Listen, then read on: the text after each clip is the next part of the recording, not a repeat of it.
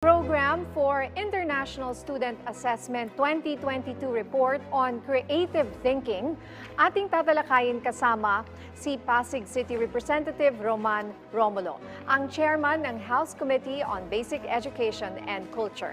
Congressman Romulo, magandang tanghali po. Yes, magtanghali rin po, Nina, at sa lahat ng nanonood nakikinig. Good afternoon po sa ating lahat. Congressman, kasama po natin si Asek Dale ng PCO. At Yes, Asek, kamusta rin po? Kamakailan po ay lumabas ang Program for International Student Assessment o PISA 2022 report kung saan pangalawa sa pinakamababa mula sa 64 na bansa ang ating ranking sa performance among 15-year-old students in academic discipline.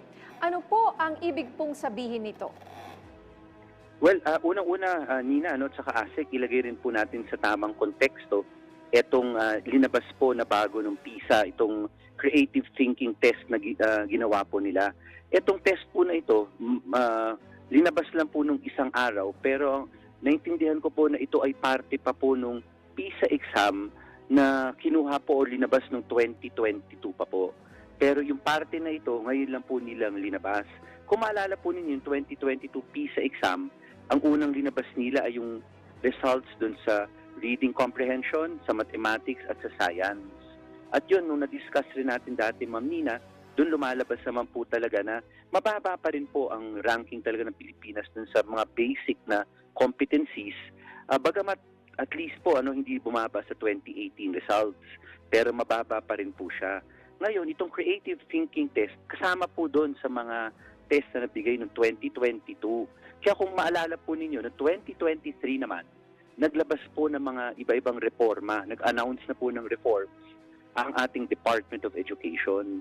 Para ito po yung kasagutan para dito sa mga naging hindi masyadong magandang resulta ng ating mga PISA examination. So 2023 po, di ba, nag-announce na po ng matatag curriculum. Kaya hintayin po natin pag i-implement yung matatag curriculum at yung iba pang reforms. Hopefully po, dito po makikita na po natin na gaganda naman po yung resulta ng ating mga international assessment exams. Pero again po, hindi ito bagong test na kinuha lang ngayong taon. Ito po ay parte pa ng 2022 PISA examination. Congressman, mula po doon sa ranking ng bansa sa PISA, ano po sa tingin ninyo yung pangunahing dahilan nito at saan po kaya nagkulang ang education sector ng bansa? Yes, unang-una po, kaya nga ina-address yun ng matatag curriculum kasi sa totoo, ang isang tingin namin ay masyado natin kinongest yung ating mga competencies at ng subjects, yung ating mga mag-aaral, na hindi natin sinigurado na yung basic functional literacy ay yun yung ma-master nila. Kasi kung hindi natin ma-master yung basic functional literacy, paano ka aangat pa dun sa mga higher competencies? Di ba yung mga basic dyan, yung reading comprehension. Di ba sa PISA exam naman talaga lumalabas na mababa tayo talaga noong 2018 at 2022. Kaya gusto natin sa matatag curriculum, bawasan ng subjects, bawasan ng competencies para makapag-focus yung teachers and yung mga estudyante doon sa basic functional literacy, reading comprehension, math age appropriate, at science. Pag natutukan po ulit na master po ng ating mga mag-aral dahil babawasan po yung subject at yung competencies, ay yung higher competencies like yung creative thinking na linabas ng isang araw, yan po, naniniwala ako, susunod rin po dyan, aakitin po ang scores natin. Basta masigurado natin na ma-master po ng ating learners yung pinaka-basic muna, yung reading comprehension, mathematics, age-appropriate, and science. Yun po yung isa sa mga nakikita po natin na issues na kailangan talagang ma-address at yun naman po yung ina-address ng matatag curriculum and the other reforms.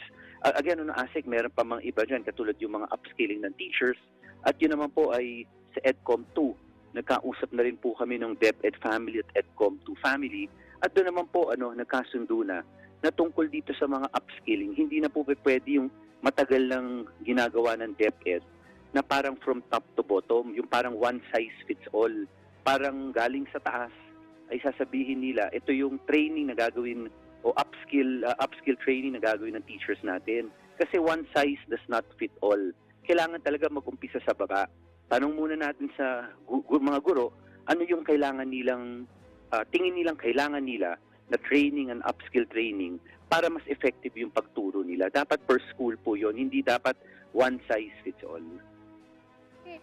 Sir, balikan ko lang po sandali yung sa creative thinking. Ano po ba ang ibig sabihin nito? Hindi raw malikhain or kulang sa creative thinking ang ating mga estudyante? Actually, Nina, tinignan ko rin po yung explanation nung isang araw tungkol dyan sa creative thinking. Ang intindi ko po ay parang nagbigay sila ng parang basically po, parang dalawang sets ng may iba-ibang question pero parang dalawang set na parang pina-analyze nila sa learner. Tinanong nila parang ano yung kunyari may ganitong scenario, ano ang tingin mo na dapat. Then ang intindi ko, ang sinasabi nila, ang grado na binigay nila doon ay tiningnan nila kung sino yung pinakamaraming iba-iba ang sagot na nabigay o iba sa iba. Doon nila parang, yun yung intindi ko na yun yung sinasabi nilang doon yung creativity. Kaya nga sa totoo, Nina, bagamat hindi naman natin gustong questionin yung methodology at paano grenade yun, doon pa lamang sa explanation na nakita ko, parang hindi rin maliwanag kung paano mo mag-grade base sa mga scenario na binigay nila sa learners na creative ka ba o hindi. Pero again po, be that as it may, sabihin na natin, ang punto pa rin dyan ay kailangan natin ma-improve yung basic competencies natin, functional literacy na reading comprehension at saka math age appropriate. Yung creative thinking po na yan, sa totoo, kaya buti na tanong niyo rin, Ma'am Nina, kung babasahin niyo po yung write-up na linabas ng PISA tungkol doon, parang hindi talaga maliwanag kung paano nila nabigyan ng grade based on the scenarios na may activity sila para dun sa learner. Ayun. Alright, so siguro sa mga darating na araw, mas malinawan pa tayo. Kasi isipin mo, ang Pilipino naman, malikhain, di ba? Opo. Artistic, marami tayong mga, di ba? One of the emerging mga ano pa tayo in the world na appreciate na nila yung klase ng ating creativity. So parang mahirap tanggapin na second to the lowest tayo pagdating sa creative thinking. Anong masasabi mo, Asek Dale? Well, tama naman yung mga punto mo, Nina. At mahirap ngang maunawaan. So, kailangan talaga nating ipaliwanag bakit ganun yung nangyari. At mula po, Congressman, sa ating existing curriculum, sa tingin niyo po ba ay hindi sapat ang mga paksa at programa natin na tumututok, balik na naman po tayo, sa creative thinking ng mga kabataan? Kasi hindi nga natin ma-define itong sinasabi nilang creative thinking. Baka naman ibig sabihin ito, practical life skills, how you think out of the box, mga ganun po ba? Ang base sa write-up po na nabasa ko tungkol dito sa creative thinking test na binigay po nila, ang tiningnan po nila parang meron silang di-describe na yung big letter C and small letter C, yung creativity. Ang tinetest nila yung small letter C, meaning kunyari may iba-ibang kulay sa harapan nila ng isang paano i-combine yon, ano yung mga disenyo, parang ganun, That is the simple explanation. That is why, sa totoo, Nina, talagang para sa akin, una-una ilagay sa tamang konteksto na hindi bago yung test. So, this was a 2022 test. Secondly, kahit basahin natin yung write-up nila at yung description nila nung binigay nilang test, parang hindi maliwanag kung paano magkaka-conclusion based on the write-up na mas creative ang isang learner kaysa sa isa.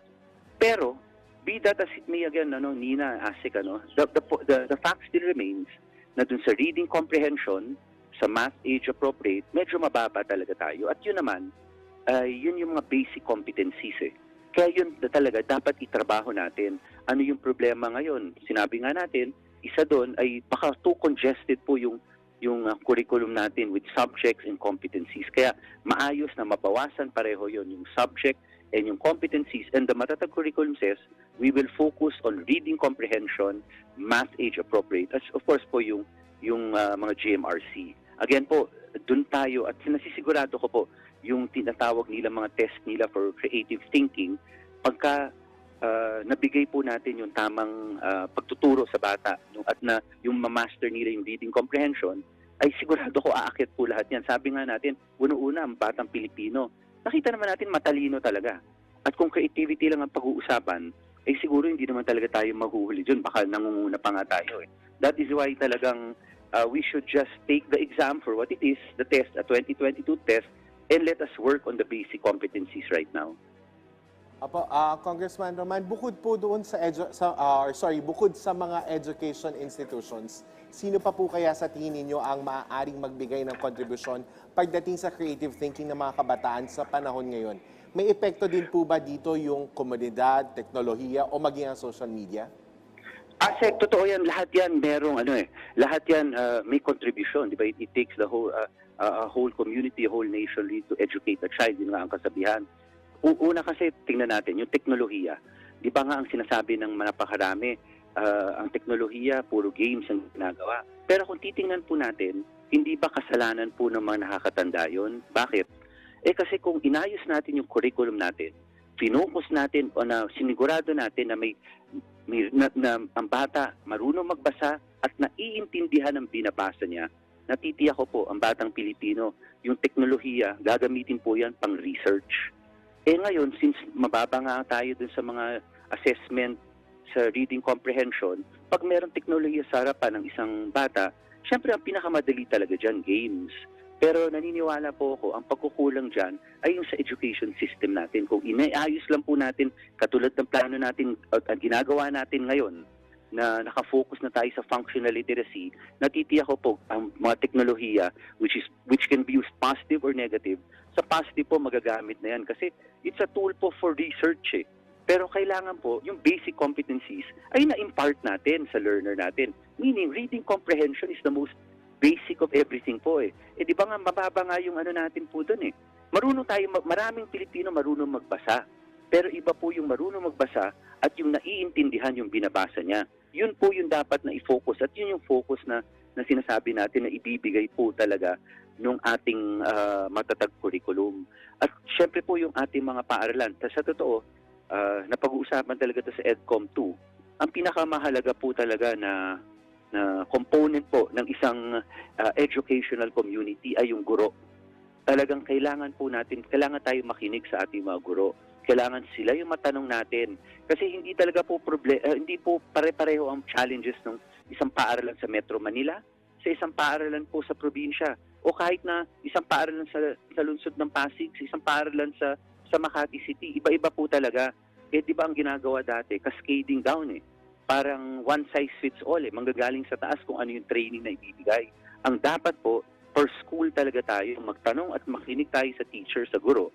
Ano ba ang tingin nilang training na kailangan nila para mas maging effective ang kanilang pagtuturo at ma-impart po talaga ito mga competency sa kanilang mga estudyante. At sabi mo yung magulang po importante rin. Pero naintindihan natin, iba-iba talaga ang katayuan. Meron talaga mga magulang na kailangan magtrabaho ng nanay at tatay. May iba pa nga solo parents. So talagang minsan siguro yung oras para makafocus na i-guide talaga sa academic na pag-aaral ay mahirap talaga dahil kailangan talaga magtrabaho rin. Pero siguro ang pakiusap rin natin sa lahat, talaga aminin natin ang totoo. Sa bawat bata, ang pinaka-idolo niya, nanay, tatay niya. Yun naman ang totoo. Yan talagang kokopihin niya. Kaya, siguro maganda rin dyan, ay siguraduhin lang natin pagkaharap sila o may ibang bata, yung pananalita natin o yung mga aksyon natin, ay dapat wasto naman, di ba? Kasi yun na talagang kukopihin po tayo dahil talagang isang rating. Apa? Okay. Congressman Romulo, may tanong po mula sa ating kasamahan sa media na si Red Mendoza ng Manila Times. Maraming grupo raw po ang nagsasabi na hindi isang politiko ang dapat daw ilagay sa DepEd, kung isang educator daw at preferably ay taga-loob ng DepEd ang preference nila. May pangalan na po ba kayo na napipisil bilang bagong pinuno ng DepEd? Well, katulad po nating lahat dito talaga nag-aabang rin po tayo talaga kung sino yung susunod na maging kalihim ng Departamento ng Edukasyon dahil napakahalaga po ng departamento na yan. Pero maidagdag ko lang po, again po, wala naman yung mga sinasabi na dapat hindi politiko, dapat ay educator talaga. Lahat naman po yan, valid po yan. At the end of the day, that will be at the discretion of the President. Pero siguro makadagdag lang ako, ang importante talaga po dyan, isang mahalaga talaga yung isang tao na may political will. Kasi, Nina, ito naman ang totoo, no? Sir Red, ito naman ang totoo. Ang edukasyon talagang importante sa bawat Pilipino, kaya ang dami pong ideas dyan eh. Ang dami pong eksperto eh. Ang daming opinion, ang daming suggestions. Kailangan mo talaga po ng mamamahala dyan na makikinig sa lahat, pero magdidesisyon at i-implement yung desisyon niya because you cannot please everybody. Yan ang sigurado ko. Dahil marami po talagang opinion eh. Pero hindi naman pwede pong hindi tayo gagalaw. Kailangan po natin ng reforms. Okay. May sunod po na tanong si Red Mendoza ng Manila Times. Sa tingin niyo po, ano ang inyong grado sa 2 taong panunungkulan ni VP Sara? At dapat na daw po ba nating masabi na pasado na siya dito? Sa totoo po, no, bilang chairperson ng Committee on Basic Education sa Kamara po, sa House of Representatives, sa committee meetings po namin, yung DepEd family, very participative po sila. Talagang, in fact, itong mga huling mga buwan na to, talagang in full force pa sila nag-attend. Bilang co-chairperson po ng EDCOM 2, masasabi ko rin po, in full force po nag-attend yung ating DepEd family. At ang totoo po niyan, in any of those committees po, nakikinig po sila, nakikita naman eh. Hindi naman nila tatanggapin lahat naman ng suggestion namin dahil nag-iisip rin naman po sila para sa kanilang sarili. Pero sa totoo, the working relationship was good. Marami pong reforms ang napag-usapan. Ang importante lang po, dapat ma-implement yung reforms na ito. Hindi pwedeng naka-drawing lang. Kailangan talaga ma-implement. Kaya sa totoo po, no, itong 2 years na to, naging very productive naman po siya. Okay, maraming salamat po sa inyong oras, Pasig City Representative Roman Romulo, ang chairman ng House Committee on Basic Education and Culture.